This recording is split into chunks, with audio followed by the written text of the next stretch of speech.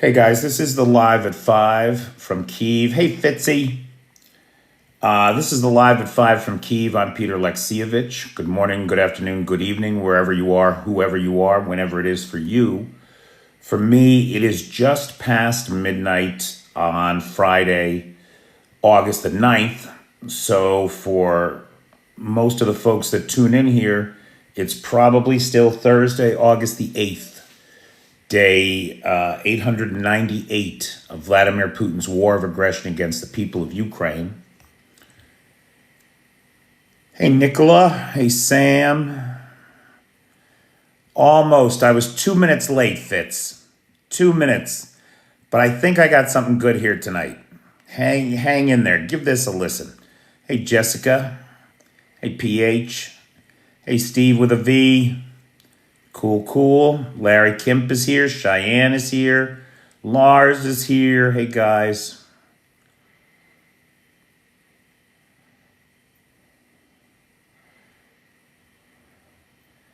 Hey, Rob Walker. What's wow? Wow, just wow. What's that about, Rob Walker? Hey, Anthony, Tommy Tom.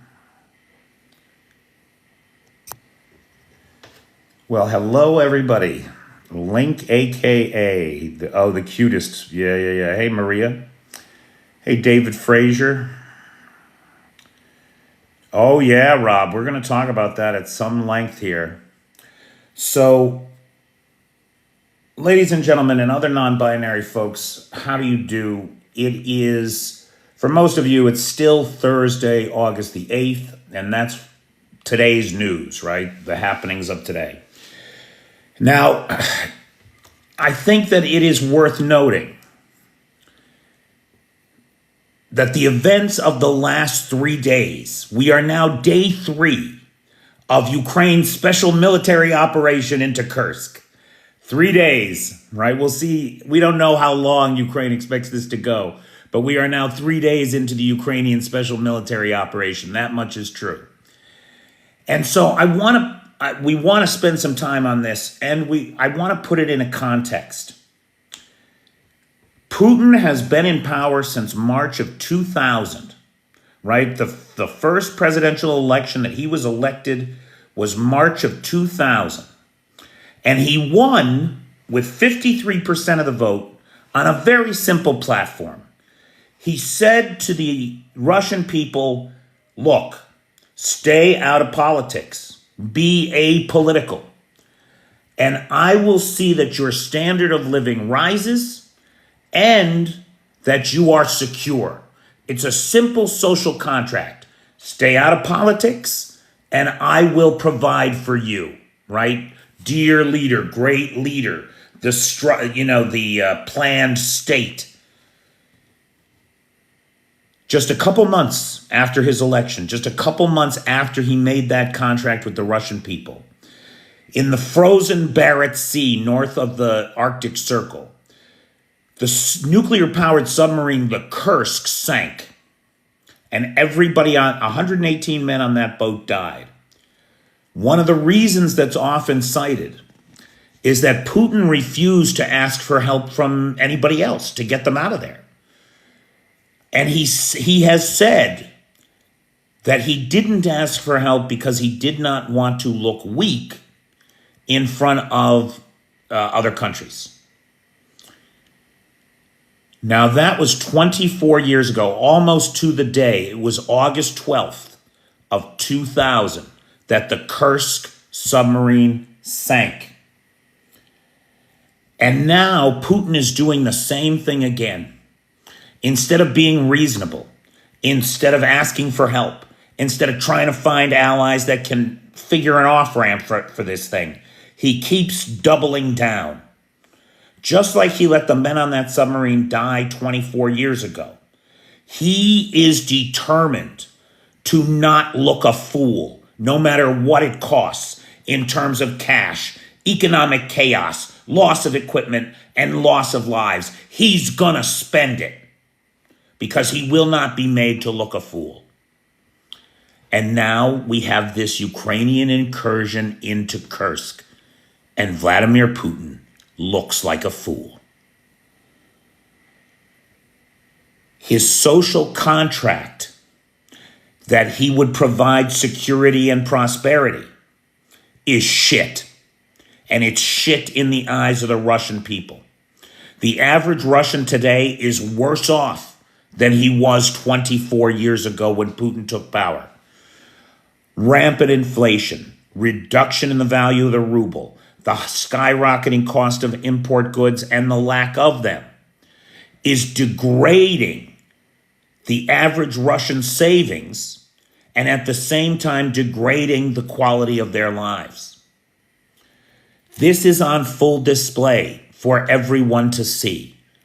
Vladimir Putin's failures. We should be able to see him for what he is here. 24 years ago, everyone on the Kursk submarine died. And now we have this incursion into Kursk. Could it be that Putin's career will be bookended by the two Kursk disasters? The one where the ship sank and the disaster that sank Putin's career. The Ukrainian incursion into Kursk. And what happens if it doesn't stop? What happens if the Russians aren't able to stop? What happens if it turns out that all those Ukrainian-speaking Russians in Kursk are on the side of the Ukrainians coming in? What if they're not going to be stopped anytime soon? What does Russia do then? Sure, Putin wants to turn to the Russians and say, look, the Westerners and the Ukrainians, they're the aggressors. See, they've invaded us. But he can't do that without exposing all the weaknesses of his own system. The porous nature of the border, the lack of defenses, the lack of preparedness. How does he spin this thing? It's a lose-lose proposition, and it is not getting any better as that insecurity fuels an erosion of the public trust and the trust in the Putin regime inside of Russia. Now, that's my initial thought on this thing. What do we know about what's happening? We know a couple of things. We know that the Ukrainians, on day 3 of their special military operation into Russia, have progressed, depending upon who you talk to and what you look at, somewhere between 15 to 30 kilometers inside of Russia. Let's call it 15.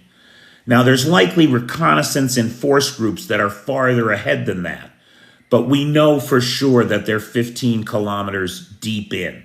And one of the ways we know that is because 15 kilometers in, we saw the destruction, or the hit anyway, on one of those German mortars. And so we know that the Ukrainians are at least 15 miles deep in through geolocated footage. And we know that they're using Western armor and Western weapons inside of Russia on the territory of Russia. Who's inside Russia? Now, we all assumed when this thing started that it was the Siberian Brigades, the Russian Freedom Legions, that kind of thing. We don't know that. And we've had no confirmation that that's who it is. On the contrary, we seem to have confirmation that it is mostly the 22nd Mechanized Brigade and the 82nd Air Assault Brigade. That's who it is. Elements of the AFU. We know that they're using U.S. Strykers, Bradleys, and German mortars inside of Russia. Now, this was I want to put this in context here because nobody else has said this. But Operator Starsky today made the claim that this operation was made up of somewhere between 25 and 30,000 members of the Ukrainian armed forces. Now, when the reporting started, there was 300 people that went into Russia, right? Then it was 1,000. Now Starsky is saying that the whole operation, including everybody that's on the Ukrainian side of the border, is something like between 25 and 30,000 people. Huge. How did they hide that?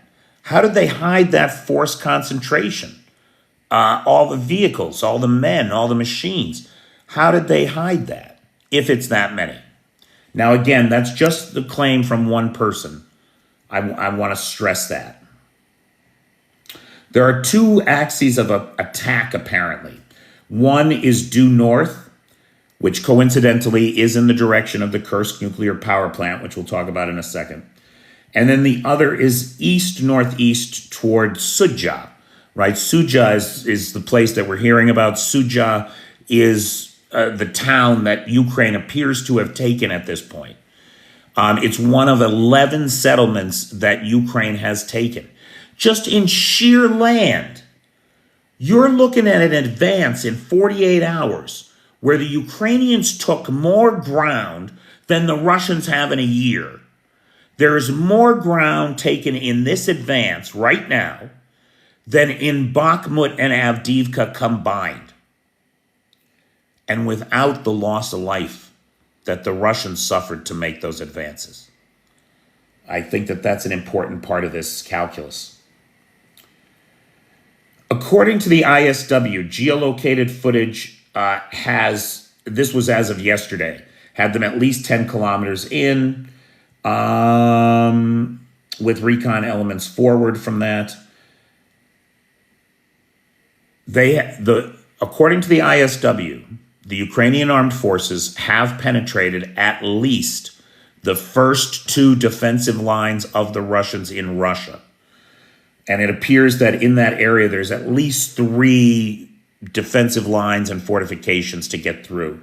But they are through at least 2 of these. We know that in the capture of the town of Sudzha, that the Gazprom gas distribution and metering hub was secured by the Ukrainians. That is the last stop on Russian natural gas before it gets piped to Europe. It makes up 50% of the European exports of natural gas.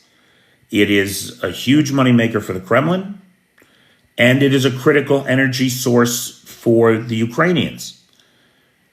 This area where the Ukrainians seem to have penetrated appears to be a target-rich area. And so the first of those targets to talk about is that gas metering station. But there are others. There has been a lot of talk about the Kursk nuclear power plant. And I dismissed the idea that that was a target because it's 68 miles, about 110 kilometers from the Ukrainian border. It's deep inside of Russian territory. However, the question has been, and then the other thing is, everybody that's pushing this theory that the Russians or that the Ukrainians are going for the power plant are saying a lot of stupid things. It sounds like a lot of Russian propaganda nonsense to me. Things like, the Ukrainians have secured and stolen nuclear weapons from the Russians. This is nonsense, of course. Ukraine has the technology and the uranium. If they wanted nuclear weapons, they would be able to build them. There is no doubt in my mind about that.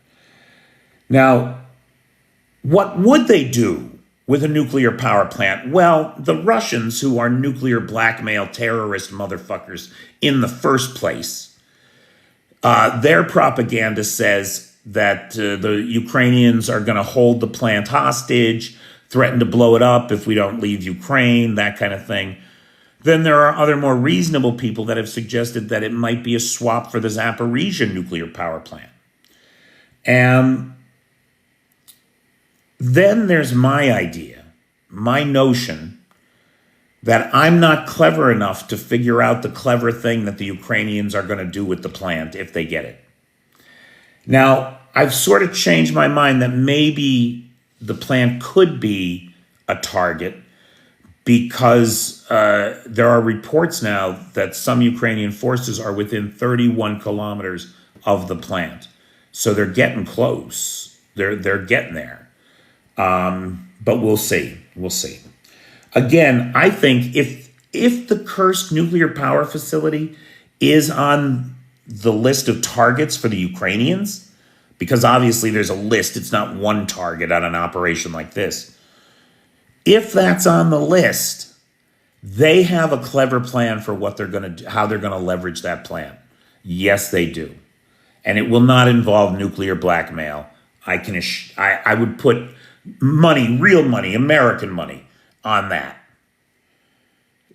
statement. Okay. We're getting lots of video, tons of video of POWs getting picked up, of Russians surrendering literally by the dozen. There's one video going around, you only see 4 Ukrainians in it, but if you do a head count on the Russians, there's 40 of them. And so in one video, there's 40 captured Russians, most of whom look like they're still singing soprano. They're so young. Thousands have been evacuated from Kursk and Sumy. So on both sides of the border, civilians are fleeing or being evacuated. In Sumy, there's a forced evacuation of 6,000 civilians following a glide bomb attack on the town today that targeted a school where at least 6 people were unalived. 2 of them, a young brother and sister, an 11-year-old girl and her 6-year-old brother, if I'm not mistaken, and a 22-year-old teacher's aide who was in the building. Okay, we talked about that. What we don't know, one of the when you look at something like this that comes out of the blue, right, that totally is shocking, this idea of a thunder run into Russia on Russian territory with American equipment and other Western equipment. When something like this comes out of nowhere, you got to ask yourself, well, what are the goals, right? Like, what are they trying to accomplish? Why are they doing this? Could this be that after months of grueling months with very little good news, just the constant attritional pressure of this war, could it be that this is the morale boost that Ukraine needs? It's certainly having that effect. It's had that effect on me. Right? I feel good about this. I feel like this is a move in the right direction. I couldn't believe it. Remember last night in the live, I talked about the fact that all the professionals, right, all the experts, the analysts that I listen to, that I depend on to understand this war, they were all saying very negative things about this move. I quoted words like stunt, or psychopathic, or completely without reason, right? These were things that serious analysts said about this move. And I didn't understand it because I'm not an expert. I'm not a military person. I don't have a strategy for this war.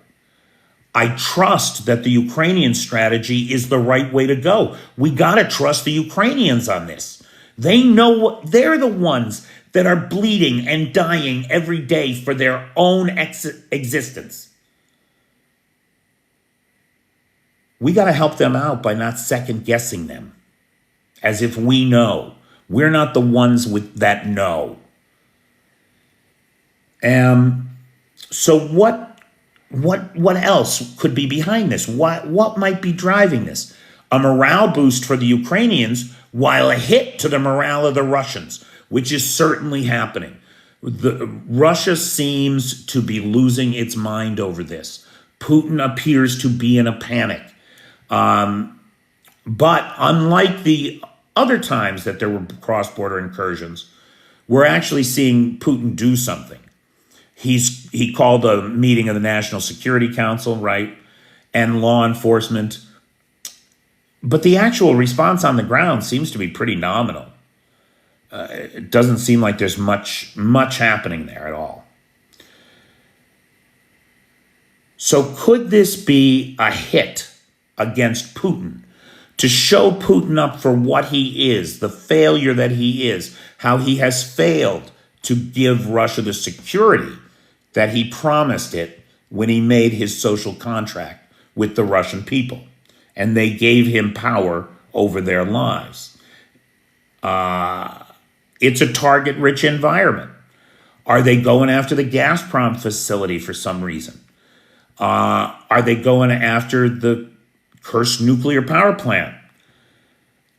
Closer to home, near the border, there are also Russian ground lines of communication. There's a highway and there's a railroad. And if you look on the map, that railroad runs northwest to southeast. And it is the major rail line that supplies Luhansk. It travels south along the Ukrainian border there for a while until it's north of Luhansk. Then it takes a right turn down into Ukraine. That's the major railroad supply line for the Luhansk axis. It also feeds Volchansk and the Kharkiv axis. If that rail line gets taken out, if that highway gets taken out, that becomes a major logistical problem for the Russians. And Ukraine is within striking distance of the rail line, a couple kilometers just outside of Sudza. So Sudza not only provides the gas hub, but it puts you within striking distance of the ground communication lines. What else could be behind this thing? Could it be that the Ukrainians targeted a poorly defended, porous section of the border where they knew they could take ground and prisoners, so that if they have to sit down at the negotiating table with Putin later this year, they'll have some land to trade for their land and people to trade for their people? Could be. We don't know. Could this whole thing be a political PR stunt? Let's face facts. Let's be honest. With the war in Gaza, Ukraine is out of the news. And not to be cynical, but when your war effort depends on the support of foreign allies, you've got to be top of mind in the political conversation for those allies. And Ukraine has been out of the news of late. Could this be a move to recapture those headlines? It seems to be working, right? Yesterday, we had all those naysayers who were talking about how this was a bad idea. Today, they've all changed their minds, and the headlines are there for Ukraine. Could the whole thing be a feint? A feint. They're moving troops out of Kherson up to Kursk. Could the real thrust into Crimea be coming? And this is a move to draw troops away from that part of the front line to make a breakthrough in Kherson easier. Could it be D? All of the above. Easily, I think. A move like this, a massive operation on this scale, the first invasion of Russian territory since 1943 when the Germans came in, it's a big deal. It's a big deal. And we should all watch it and see what happens. Watch it very closely. Because I certainly don't claim to know what's going to happen. And I don't think anybody else does that wasn't in on the planning. And given the fact that the Ukrainians, the folks that are running this war on the Ukrainian side are some clever folks, boy. And they come up with things that would never even enter my mind.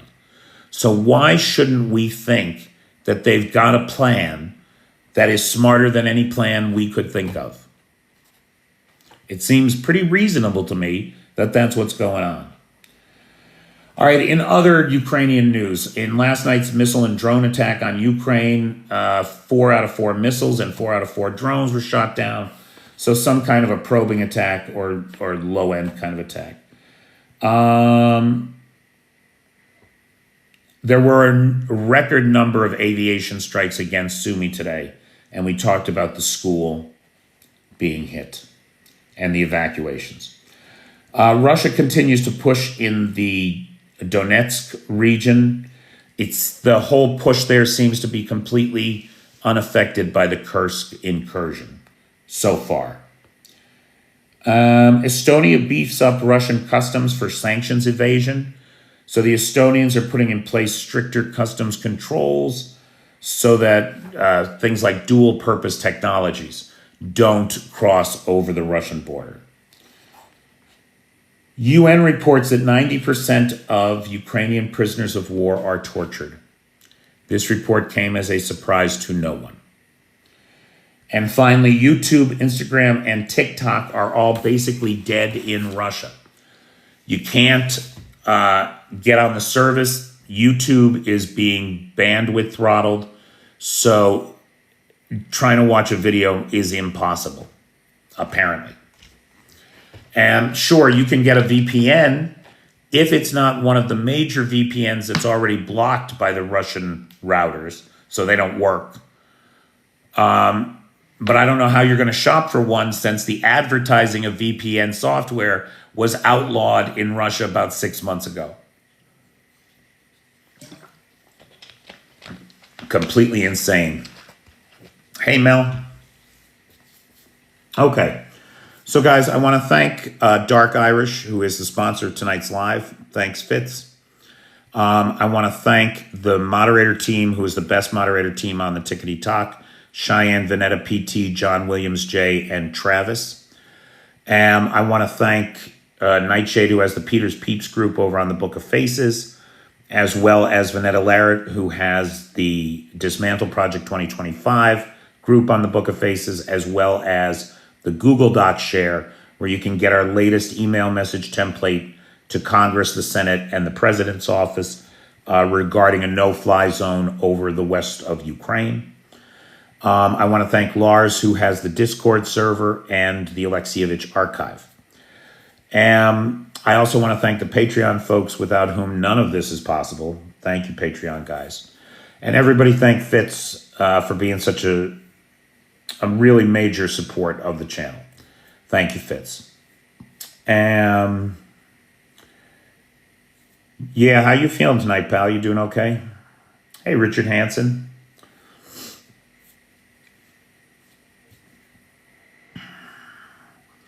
So, guys, that's it for the top line news stories. Now we're into open Q&A. If anybody has questions about anything happening over here that I can be helpful with, please don't hesitate to chat it in. Thank you, Caladans.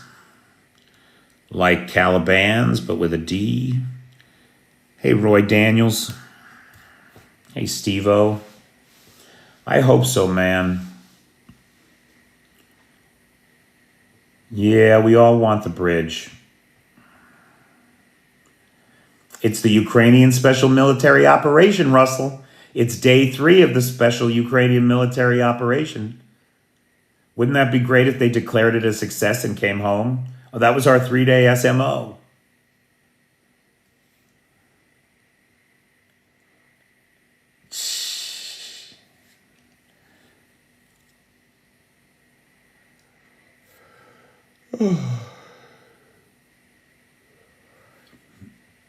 Will the sun be there for me on the 19th?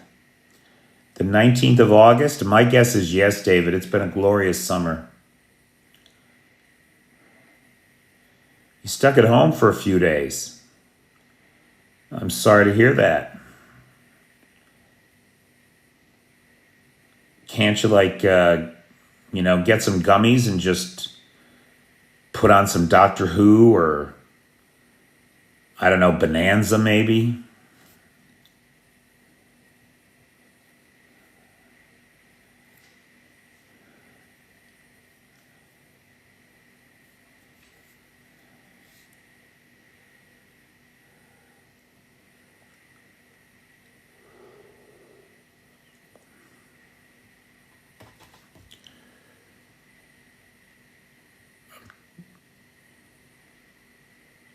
Gerasimov is in trouble. What will he say to Putin after recognizes that they already pushed back?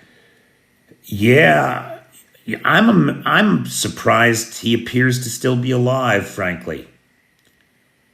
But he was in that, it does appear that he was in that National Security Council meeting today. There's video, part of it was televised. And he actually talked. So it looks like Gerasimov is still among the quick. Putin is mad, Chef Deb. He's throwing chairs all over the panic room.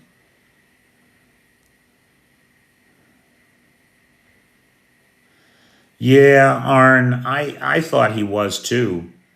I mean, we had good evidence to suggest that he was, and we didn't see him for months and months. Remember? Months and months, dude. I mean, when was that attack in Crimea? I want to say it was October. And we didn't see him for months. He must have been messed up. But it appears he's back. The TV thing today was very convincing to me. But here it is, almost a year since that attack on the Saki Air Base, in which he was likely hit. It's almost a year since that attack. And this is the first time I've seen any compelling evidence for his continued existence.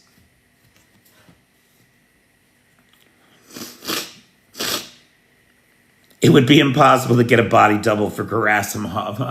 That's funny stuff.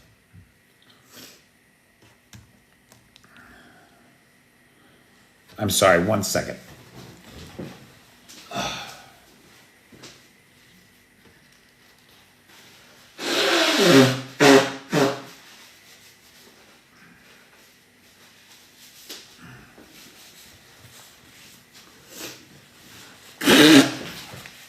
Sorry, a little stuffy. I think he was wounded. I think he was hurt. And I think they kept him in isolation for recovery. And now he's back. If they are using Western weapons, do you think they got permission from the West? So that's an interesting thing. That's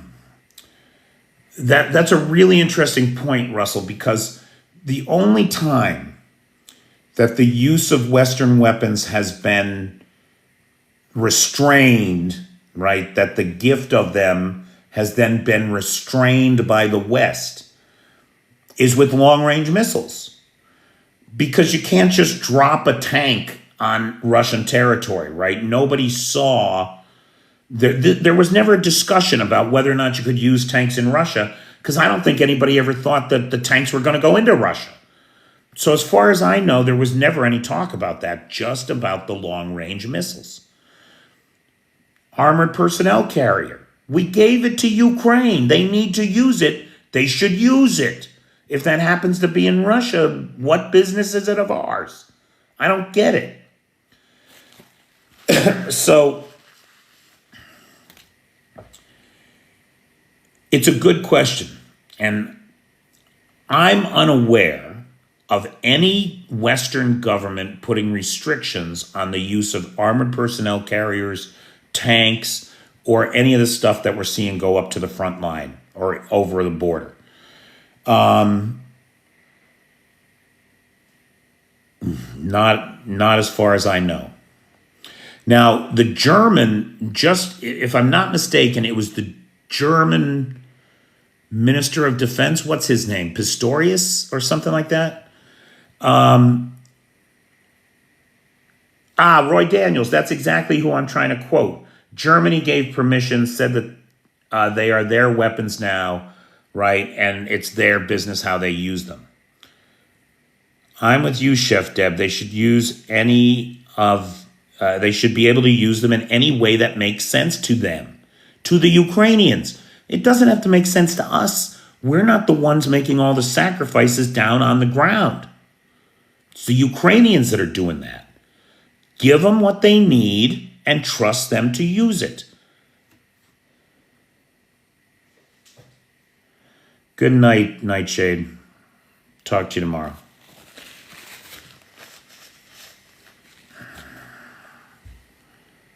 Yeah, I'm certainly of that opinion as well.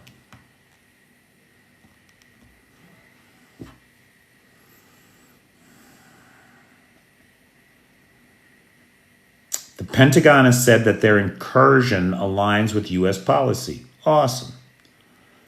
They are capable. And that's one of the big things that this incursion does for Ukraine. It demonstrates their capabilities while showcasing the ineptitude of the enemy. It does all of that. And that's a big morale boost for Ukraine and their friends, and not so much for the Russians and theirs. Now, Russell, that was something that was discussed today. So Russell's saying if the Ukrainians made a right, they could come around behind the Russian forces, right? Get them in the ass. Now, that topic was discussed today on Ukraine, the Latest, the podcast.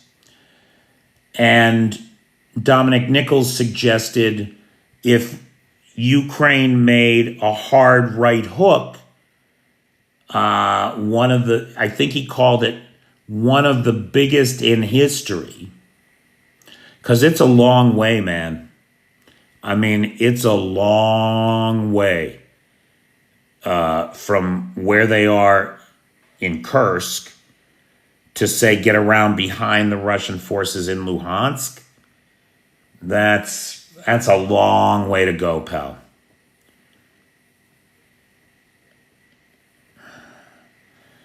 So Courtney Davis says they can do a referendum.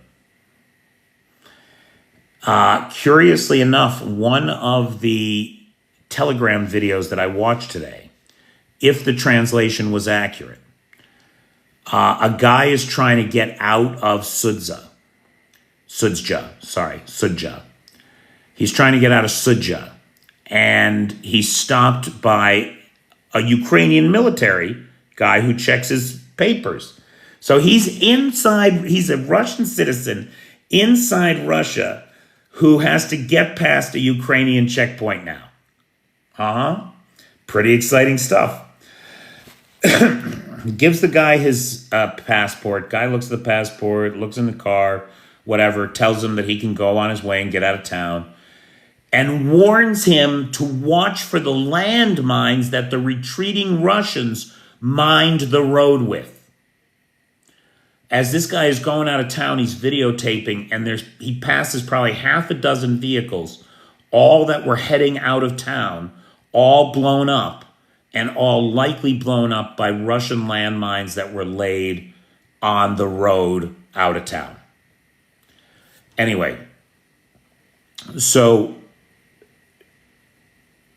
he asked the guy what he should do, meaning what he should do to get out of town, which the guard knew, but the joke was, what he said was, what should you do?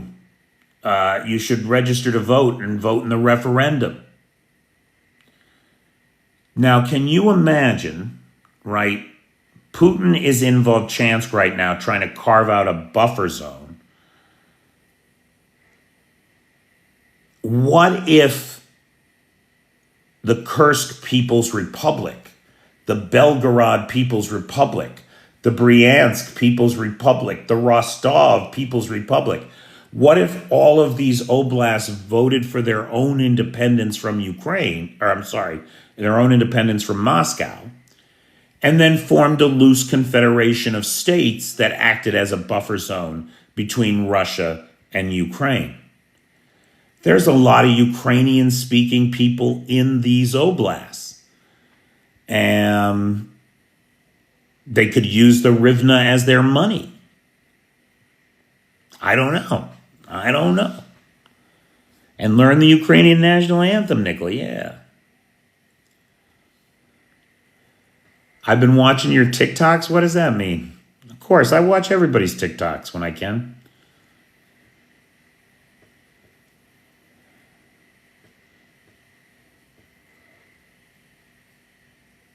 Yeah, good point, Courtney. It will be Euros soon. He said, learn Ukrainian and the Ukrainian national anthem. I don't know what you're talking about. I don't care. But I'm glad that you covered this topic as well.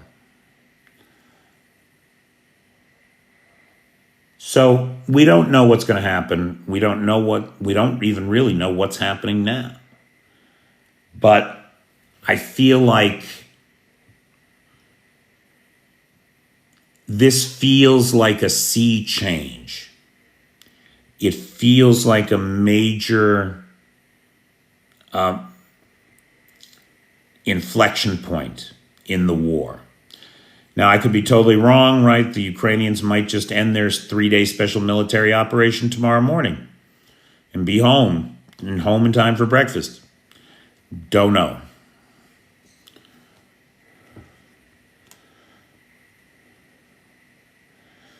Level of whispers has me thinking this is larger than most think. It's big.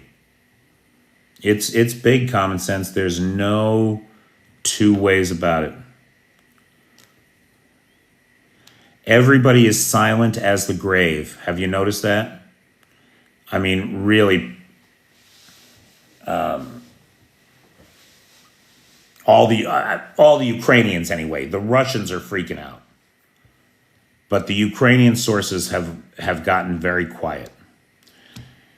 And I mean, you guys know I talk because I don't know anything, right? Like I'm just looking at the situation, trying to figure it out. I have literally no knowledge, no experience. And so when I run my mouth, I don't really know shit about shit. So everything I say is based on public information. So I don't think I could possibly be giving anything away to the Ruskies. Please, like I would give the Russians any information without getting paid.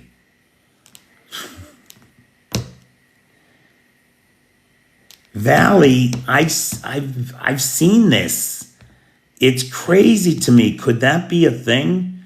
So Valley, our buddy in Odessa, is saying Ukrainian troops are approaching the nuclear power plant. Now, the last I heard, which is about 6 hours ago, they were still 31 miles from the plant.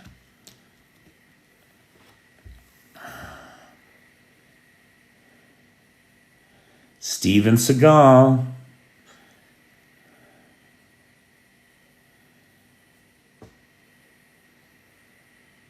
Yeah, I don't think, I don't know. Yeah, it's 68 miles from the border. It's far, right? So if they're 31 miles from it, then they're in country at least 37 miles, almost 40 miles. Common Sense says, also heard they had advanced forces splitting off, possibly, but all unconfirmed. Well, that's probably true, right? Not advanced forces, but rather reconnaissance forces. So, or a reconnaissance in force group that goes out ahead of the main body to find where to poke the holes so that everybody can follow them through.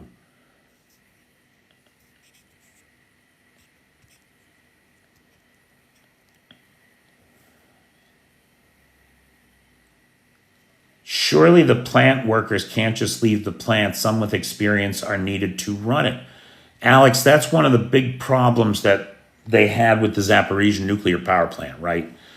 Is that the Russians basically took hostage, I want to say 228 plant employees and their families. Right? Wives, children, husbands, kids, parents, whatever.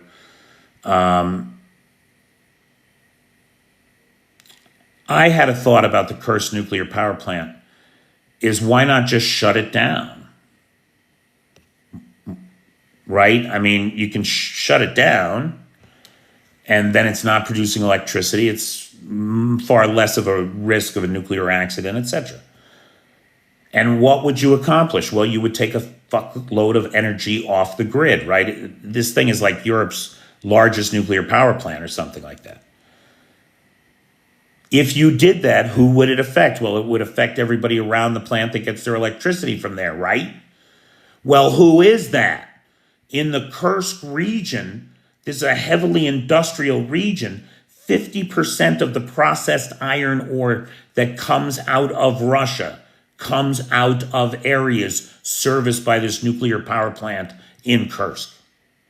50%. Something like 19% of the pressed steel that the country produces comes out of this area from plants, steel plants that use the electricity from this nuclear power plant.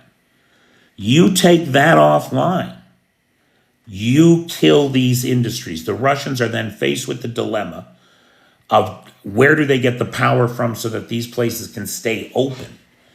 And things like ore processing facilities, things like steel plants, where you have to keep so much of the material hot and liquid at all times. If they get shut down, they become very difficult to restart, if not impossible. So if you wanted to cripple Russia's industrial base in the region and therefore slow Putin's war effort, because the domestic production of the raw and processed materials he needs to produce his war material is offline, well, that's a problem. They definitely have not bypassed the city of Kursk. The last that I saw, they were on the outskirts of Kursk, and there was shelling in Kursk.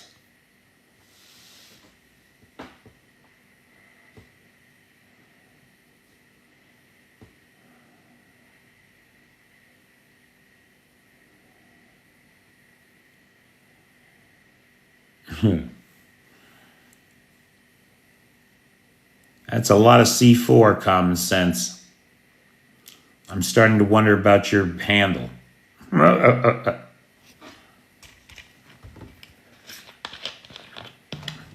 So the long and the short of it is we don't know what's going on, and we're unlikely to until it's been done.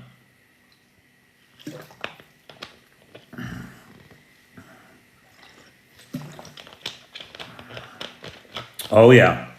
Not just artillery. Oh, I see common sense. I thought you were just talking about the plant. Okay. Now, I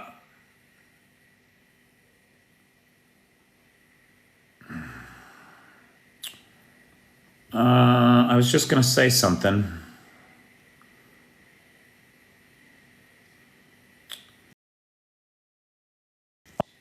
On the subject of artillery. It's not artillery, but rather, oh, it went right out of my head again. On the subject of artillery. Oh, right, air defense. One of the things that we know the Ukrainians have done is moved air defense right up to the front line. And we know that because a very valuable book, M1, I think, or M2, was destroyed today. A Ukrainian book air defense system. Now, that's a big air defense. That's like a $30 million air defense, something like that. And Ukraine doesn't have that many of them left. And so to lose one hurts. But what does it say that they thought it was so important to have it at the front that they took that risk? That says this is not a raid. This is not a cross-border raid. This is an offensive. This is a serious offensive that has some goal in mind, or in all likelihood, multiple goals in mind. Some of those things we talked about earlier. Well, that is weird. Okay, it's just about 9 minutes to the top of the hour, guys. So before we finish up and go to final thoughts, I just want to thank Fitz, who is the sponsor of tonight's live. I want to thank the moderator team, best moderator team on the Tickety Talk, Cheyenne, Vanetta, PT, John Williams, Jay, and Travis.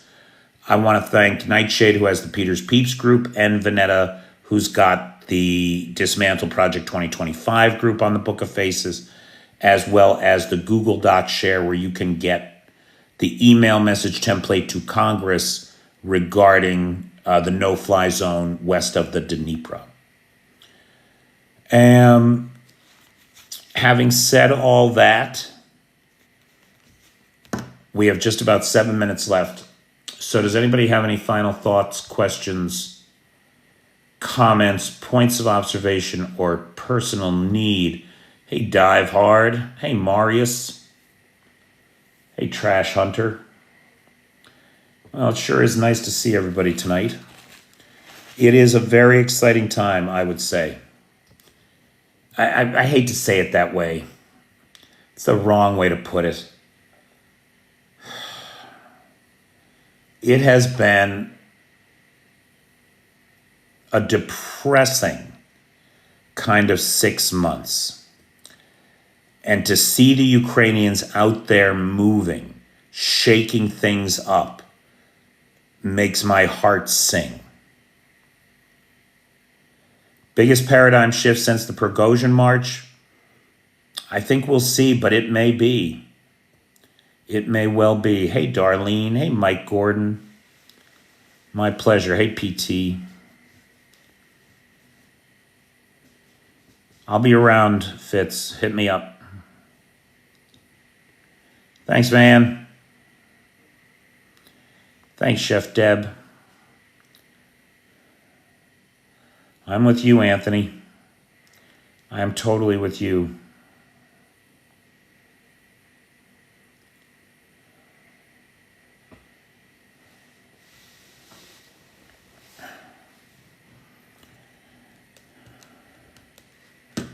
North Korean weapons experts are making Moscow visit. You mean North Koreans are coming to Moscow? That's funny. They don't usually let them out. Hey, Blue Dog. How you doing?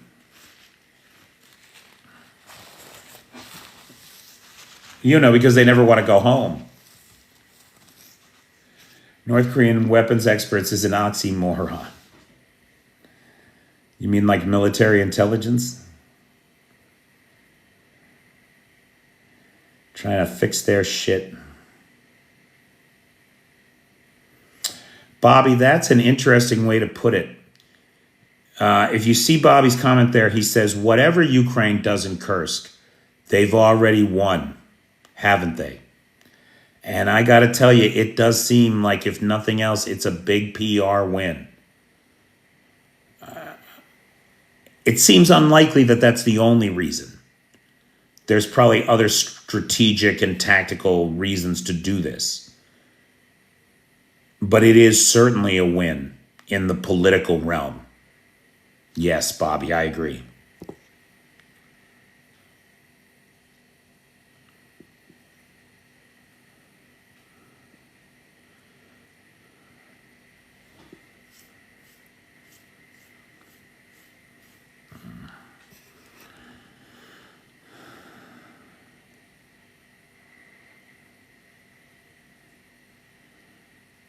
Good night, Gilbert. Russell Kennedy says it's definitely a morale boost because I'm pumped up. Oh, yeah. Thanks, Trash Hunter. Thanks, Lars.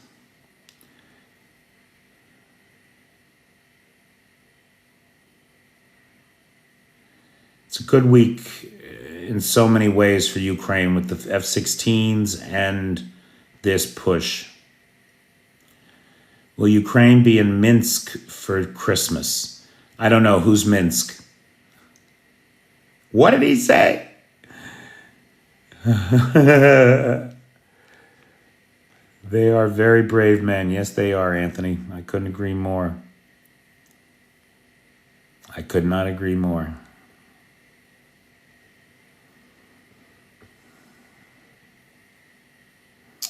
Thanks, Marianne. Good night. Thank you, Russell. Thanks for being there for me, pal. All right, guys, it's just about the top of the hour, and Lars is happy because we hit 50,000 likes. So what do you say we call it a night, and I will talk to you all tomorrow. Feel better, Fitz. Take care, Ann. Hey, Ballerina. Good night, pal. I'll talk to you soon.